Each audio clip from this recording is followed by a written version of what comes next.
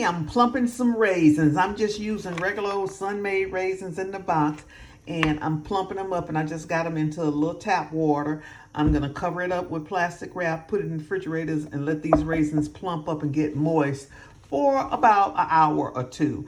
And then I'm going to make a Luby's, not Chick-Fil-A. I'm gonna make a Luby's carrot salad because that's the one that I remember. That's the one that I enjoyed, and it's a little bit different than the Chick-fil-A version. So I'm gonna make the Luby's version. I'm also gonna leave the recipe in the description, but the recipe is gonna be for 8 servings. I'm gonna give you a recipe for full servings, but this is half of that. So this is a half a cup of raisins. Grating some carrots just on my regular box grater. You can do it on your food processor if you got a grater attachment on your food processor. And I'm using these horse carrots. Let me show you.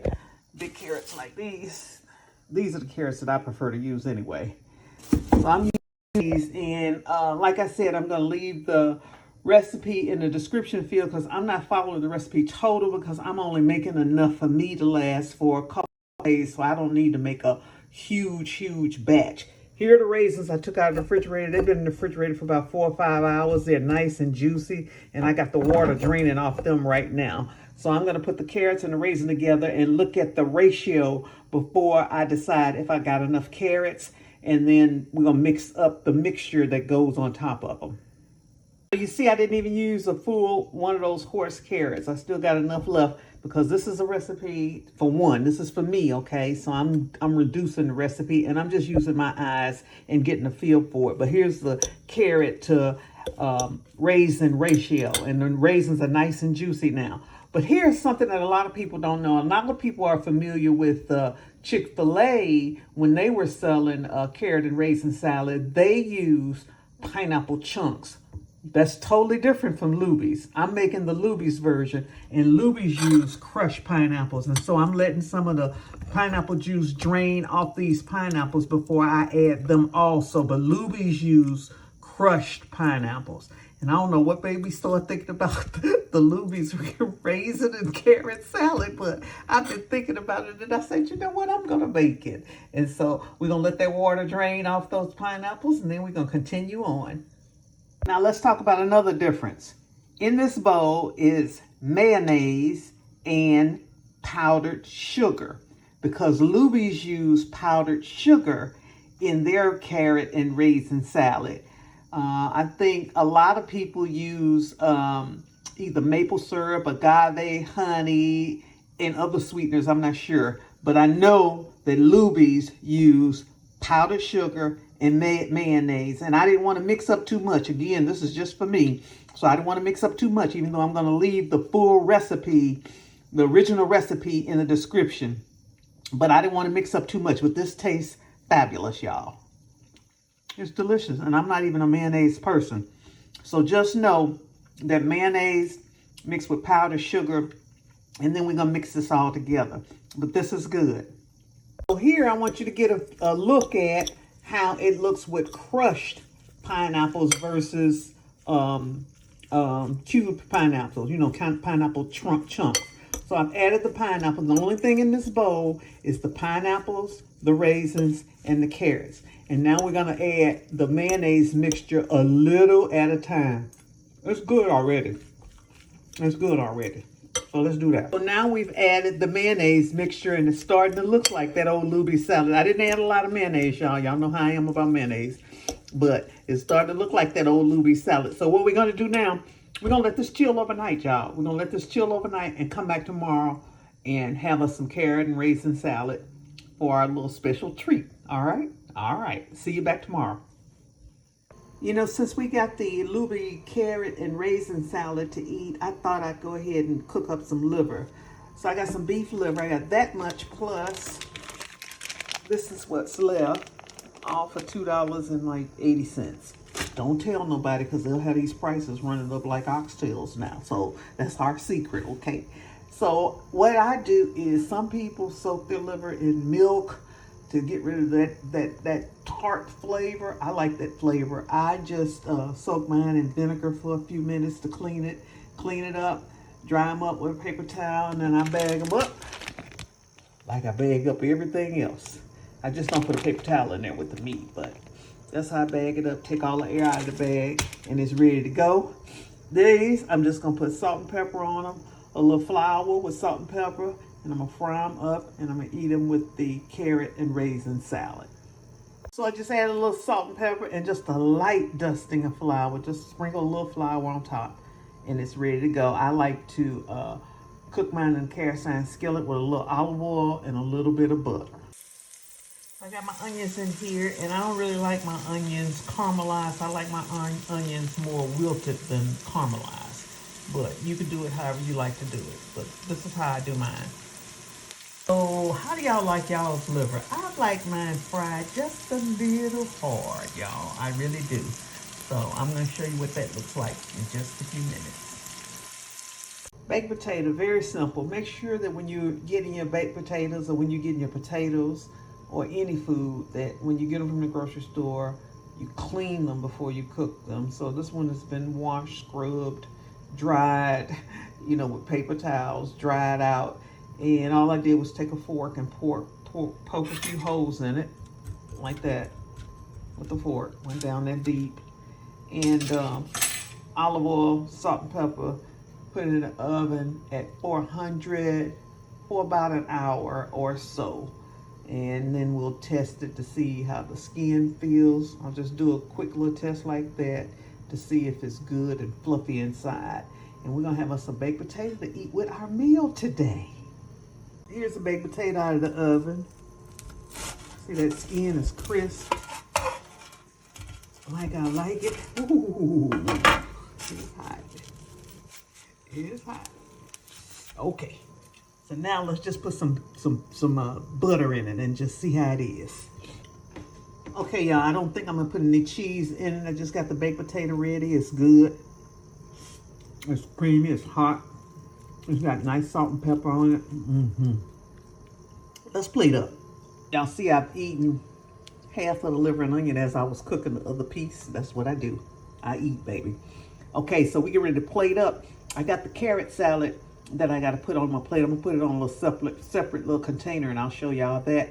And a little trick that Luby's used to do with the carrot and raisin salad also. So let me get this camera set up, and let's go to the dining room, and let's eat up. So here's how our plate look. We got us a nice little baked potato, some liver, some onions, and the carrot and raisin salad. But there's a secret that Luby's used to do to the salad before they served it. Let me show you that. So, since this video is supposed to be about the carrot and raisin salad, let me show you what Luby's used to do to it after the salad was made. And the only reason I allowed the salad to chill overnight was because I was eating something else yesterday. The salad only needs to chill about an hour or so. So I chilled it overnight because I knew I wanted to eat something different, and I wanted to eat liver and onions with this as kind of like a salute to Luby's. But what they would do occasionally, and I don't know if you ever saw this going through the line, they would put a pound of sugar on top of the salad. Remember, we made the dressing with mayonnaise and powdered sugar, but they would also occasionally dust it with powdered sugar.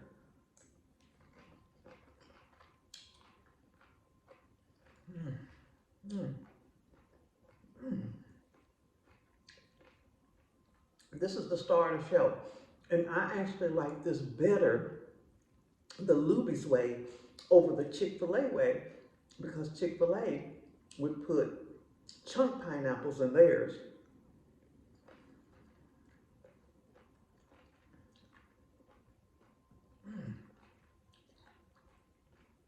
And the crushed pineapples is an easier feel for the mouth, so it's an easier bite.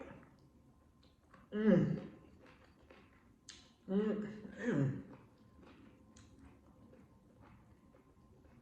they used to sell out of this stuff.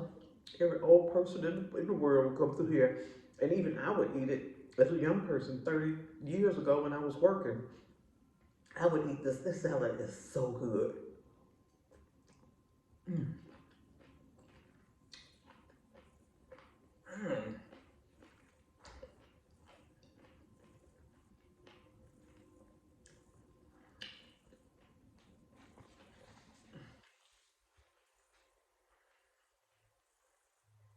This just reinforced what I was trying to say the other day about simple pleasures. This is something so simple and relatively cheap that your kids will eat, that your family will eat, and it's good for them. But let's get into this liver now. Man, it's good.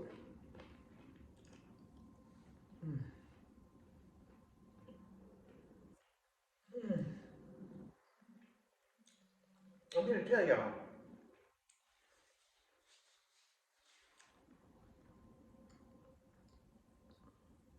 if you ever want instant energy, if you ever want instant energy, it's liver.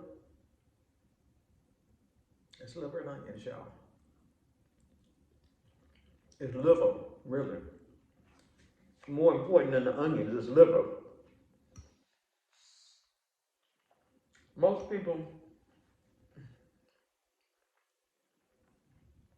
most people like their liver and onions with gravy. I don't. I'm not a big gravy person. So, yeah. Y'all, let's think about what we eating here. Really and truly. We eating a baked potato, which is cheap. We eating carrot and raisin salad, which is cheap. We eating liver and onions, which is cheap. Don't tell me you can't feed your family on the cheap and get them some good food, baby. Don't tell me that. Mm-mm. I don't think this is what, a $2 meal. This is probably like a $5 meal if you buy it and cook it yourself. Yeah, for $5, your family can eat good.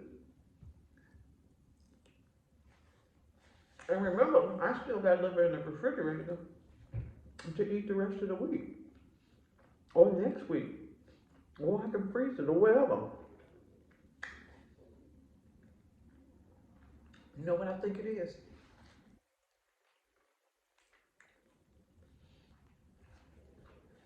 I think it's the copper. I think it's the copper that's in liver that gives me instant energy. Because I'm telling you, y'all, when I eat liver, like I'm up now, on a cloudy day like today, I'm gonna be like, ugh, where's the sun? And the sun is trying to come out.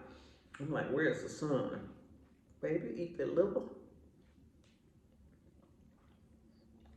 And I stand at attention.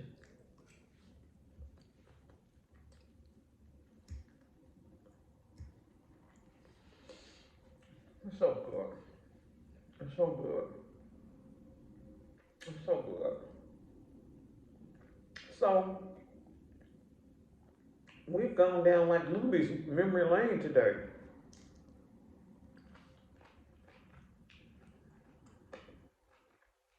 Like I always want to bring you something that's good, and most of the time it's good for you.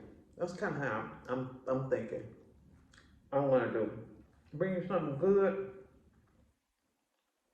and something that's relatively good for you, better than the store-bought stuff, better than the restaurant stuff. Let me tell you how. Let me take a moment and tell y'all the experiment that I ran on myself over the years. When I initially was diagnosed with Graves' disease, I had to figure out what was going on, and I had to figure out a way to change what I was eating. And so I took myself on a little test and started eliminating foods, adding foods, whatever. But ultimately, what I came to the conclusion was, is that if you cook your own food, if you cook your own food, your taste buds will automatically change. Because even though, let's say, cornmeal and flour have preservatives in them, even though I'm baking my own cakes, making my own cornbread, making my own biscuits or whatever, they still have stuff in them because they have to put stuff in them to keep them on the shelf, to have good shelf life, right? Right, no issue. But even with that, as I was starting to cook more and more just for me, now cooking for one, I noticed my taste buds changing. And when I would taste something out in these food streets, out at restaurants, and gatherings and, home store-bought stuff at other people's houses, my taste buds would tell me, I don't like that. I would have my taste buds would have a reaction. Not that I would have a physical reaction, but they would say, that ain't it. Give me more of this. And I am telling you from proof that I have done with myself that if you start cooking your own food, your taste buds will actually change. And I don't care what it is you're making. And I want to encourage you to give yourself a test. Do this for the next week or the next month. Cook everything you eat yourself. Even if you want cakes, pies, cookies, donuts, whatever it is, cook it for yourself. And what you will find is that even though you're cooking bad stuff, the cakes and cookies and all of that stuff, you would find that your taste buds are changing. And when you go out in the street and you eat a store-bought cookie, a store-bought cake, or something like that, your taste buds will tell you, they will change.